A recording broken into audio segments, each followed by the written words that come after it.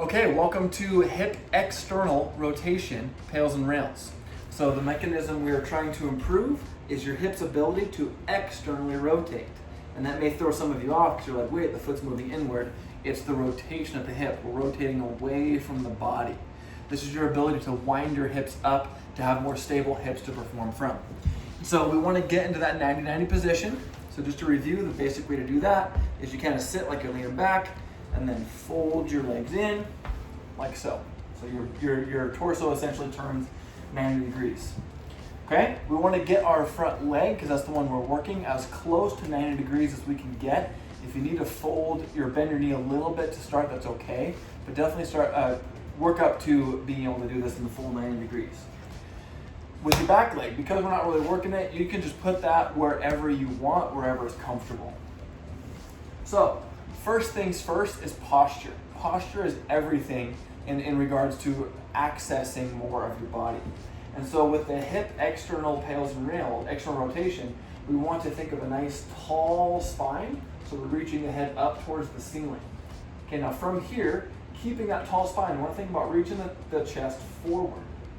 And if you're pretty tight, it's not going to take very long before you start to feel a stretch in your butt cheek, the butt cheek on the front leg. Okay? Now from here, we're going to be holding this for 1 solid minute. And this being a follow along video, we're going to do this together. Okay, so we're starting the timer. It's 1 to 2 minutes. If you feel like you need to hold a little longer, maybe you're super tight, pause the video and hold it for 2 minutes. But in this position, we're checking our posture. We're making sure there's a good stretch on the glute. Okay, we're just relaxing. Now in terms of what we're doing after the minute is up, if you haven't watched the PAILs and rails explanation video, which I'll link in the description of this video, make sure you watch it. We are going to be doing the PAILs contraction, which is we are pushing the ankle and the knee down into the floor.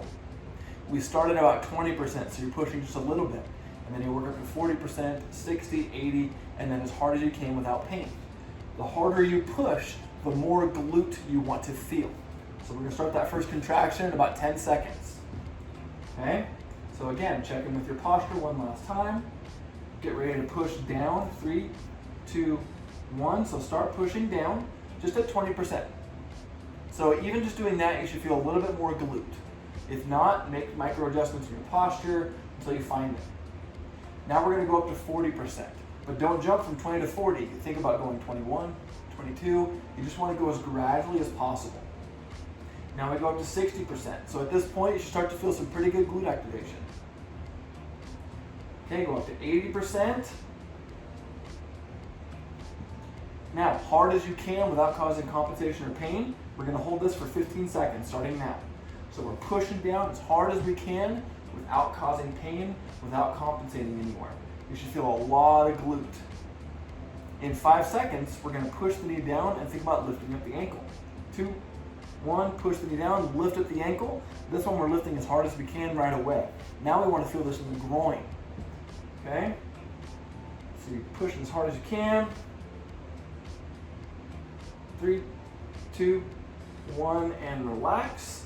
So stay in the stretch, but relax the contraction. Okay, I like to give myself 5 or 10 seconds before I begin again. We're going to do 2 more repetitions. Okay, so again, start pushing down at 20%. You should feel more glute when you do that. Up to 40%. 60.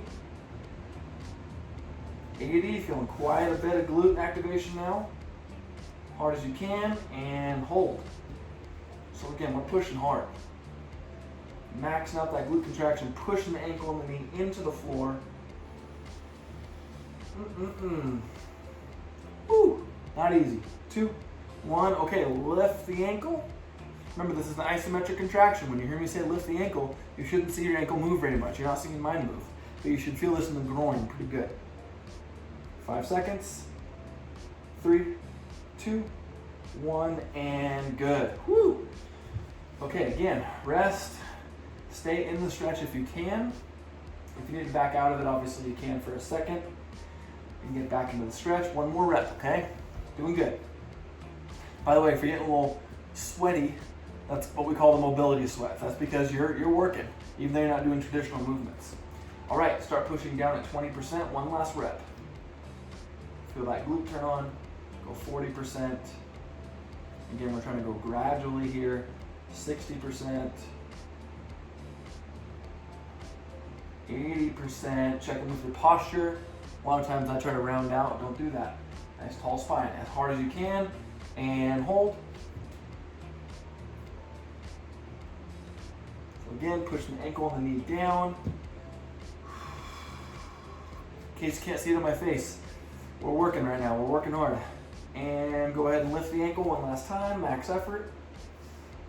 Connecting to the groin muscle here.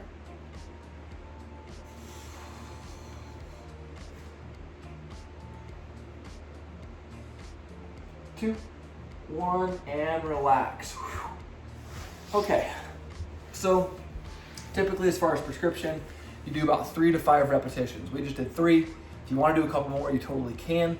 If you're new to it, nothing wrong with starting small with just 3 reps and moving on to the next one. So you'll want to repeat that on the other leg. All right, so you go from here, and then you just flip around, do the same thing on the other side.